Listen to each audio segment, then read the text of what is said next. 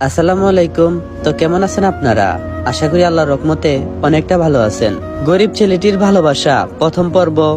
সারা মাস কষ্ট করে টিউশনি করে আজ বাজার থেকে ভালো মন্দ কিছু কিনে এনে মেঝেতে বসে খাচ্ছি। হঠাৎ পিছন থেকে কেউ আমাকে সজোরে একটা লাথি মারে, যার কারণে আমি খাবারগুলোর উপরে পড়ে যাই। মেঝে থেকে উঠে পিছন ফিরতেই ঠাস করে একটা থাপ্পড় পড়লো আমার গালে। ছোট লোকের বাচ্চা, আমার বোন বিষ খেয়ে হসপিটালে মরতে বসছে, আর তুই এখানে আরামে আরামে খাবার গিলছিস। কথাগুলো শোনার পরে কথা বলা শান্তিটা যেন আমি আর খুঁজে পাচ্ছি না। পিটিয়ার গালে প্রচুর যন্ত্রণা হচ্ছে। এই অবস্থায় সে আমাকে টেনে টুনে মেস থেকে বের করে হসপিটালে নিয়ে আসে। আমার সামনের বেডে শুয়ে আছে আরিহা। কি নির্মম অবস্থা না করছে নিজের। মেয়েটা আমাকে বড্ড ভালোবাসতো, তা জানেও আমি তাকে ফিরিয়ে দিয়েছি। কখনো ভাবিনি যে আরিহা এতটা আঘাত পাবে, যার কারণে এমন একটা জঘন্য কাজ করে ফেলবে। কিন্তু আমি যে গরিব ঘরের সন্তান, যেখানে আরিহা কোটিপতি ঘরের মেয়ে। আমাকে দেখতে পেয়ে আরিহা করুণ দৃষ্টিতে তাকিয়ে আছে, হয়তো বলতে যাচ্ছে তোকে আমি ভালোবাসি রে। আমি মাথা নিচু করে নিচের দিকে তাকিয়ে দাঁড়িয়ে আছি।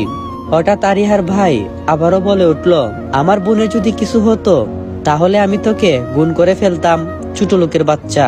কথাটা বলেই সাথে সাথে হাতটা উপরে তুলে আমাকে মারার জন্য, কিন্তু আরিহার ইশারায় থেমে যায়। আরিহার ভাই আমাকে হালকা ধাক্কা দিয়ে বলল, আমার বোন তোকে ডাকছে, যা।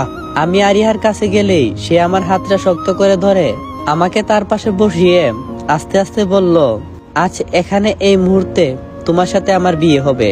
আরিহার কথা শুনে আমার শরীরে যেন কারেন্ট প্রবাহিত হচ্ছে, শর্ট লাগতে শুরু করলো।